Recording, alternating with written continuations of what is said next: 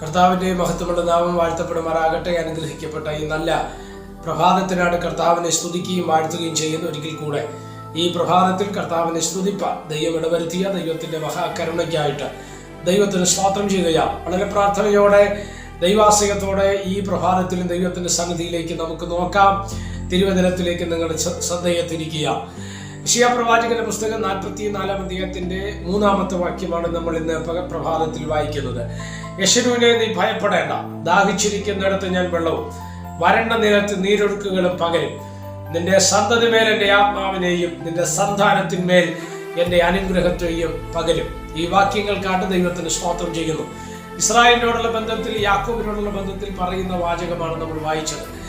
അവിടെ നമ്മൾ ആദ്യ വാക്യത്തിലേക്ക് നമ്മൾ കടന്നു വരുന്ന സമയത്ത് തളർന്നുപോയ ഇസ്രായേലിനെ, യാക്കോബിനെ ബലപ്പെടുത്തുകയാണ്. അല്ല, സ്തോത്രം. എന്താണ്? ഇപ്പോഴ് എൻ്റെ ദാസനായ യാക്കോബെ, ഞാൻ തിരഞ്ഞെടുത്ത ഇസ്രായേലെ കേൾക്കുക. പ്രൈസലോ.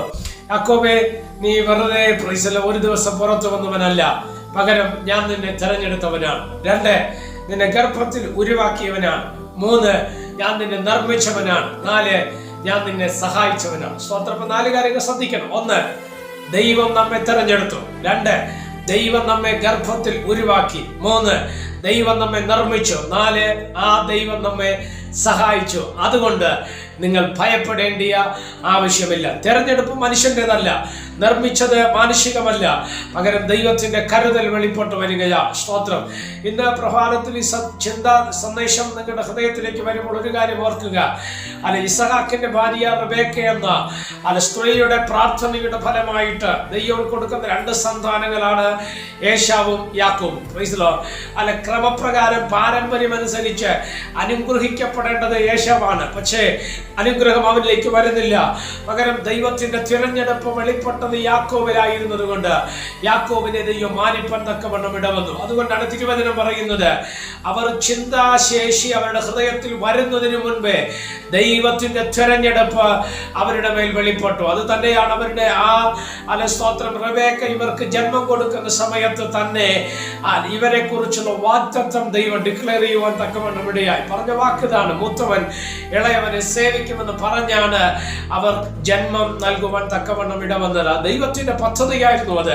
അതുകൊണ്ട് യെശുരൂനെ, നീ ഭയപ്പെടേണ്ട, നീ ദാഹിച്ചാൽ നീ ഇരിക്കുന്ന ഇടത്ത് വെള്ളത്തെ കൊണ്ടുവരുവാൻ തക്കവണ്ണം ദൈവം ശക്തനാണ്.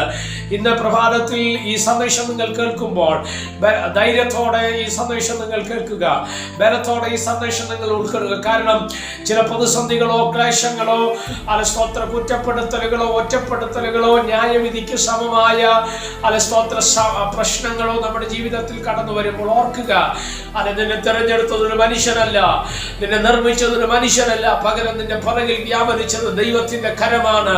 അതുകൊണ്ട് നീ ഭയപ്പെടേണ്ട. നീ ദാഹിച്ചാൽ നീ ഇരിക്കുന്ന ഇടത്ത് വെള്ളത്തെ തരുവാൻ തക്കവണ്ണം ദൈവശക്തനാണ്.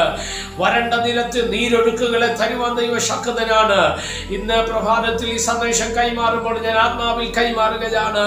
ചിലരുടെ ജീവിതത്തിനകത്തുള്ള വരൾച്ചകളെ ദൈവം മാറ്റുവാൻ തക്കവണ്ണം ഇടവരും. ചിലരുടെ ജീവിതത്തിൽ ദാഹമുണ്ടായിരുന്നിട്ട് വെള്ളം കിട്ടാതെ ഇരിക്കുന്ന അനുഭവങ്ങൾ ഉണ്ടെങ്കിൽ അതിനെ ദൈവം വെള്ളത്തെ പകരുന്ന ഒരു ദൈവത്തിന്റെ പ്രവൃത്തി ഇന്ന് പ്രഭാതത്തിൽ നിങ്ങൾക്ക് വേണ്ടി വെളിപ്പെട്ട് വരാൻ പോകുകയാണ്. അതുകൊണ്ട് ധൈര്യപ്പെടുക, ദൈവത്തിൽ ആശ്രയിക്കുക. ദൈവം തന്നെ തെരഞ്ഞെടുത്തുവെങ്കിൽ ദൈവത്തിന്റെ മഹത്വം നിനക്ക് വേണ്ടി വെളിപ്പെടുക തന്നെ ചെയ്യും. പ്രാർത്ഥിക്കാം. പരിശുദ്ധനായ ദൈവമേ, സ്വർഗീയ നല്ല പിതാവേ, സന്ദേശത്തിനായിട്ട് നന്ദിയോടെ സ്തോത്രം ചെയ്യുന്നു. ഈ സന്ദേശം കേൾക്കുന്ന എല്ലാ പ്രിയപ്പെട്ടവരെ തൃക്കരങ്ങൾ തരികയാണ്. അവിടുന്ന് ചെറുകടിയിൽ മറയ്ക്കണമേ കർത്താവ്. അനേകർക്ക് അനുഗ്രഹവും ആശ്വാസവുമാക്കി സന്ദേശം തീർക്കേണ്ടതിനായി പ്രാർത്ഥിക്കുന്നു. സമസ്തവും തൃക്കരങ്ങൾ തരുന്ന കൂടെ ഇരിക്കണം. മഹത്വം അങ്ങേക്ക് യേശു കർത്താവിന്റെ നാമത്തിൽ തന്നെ.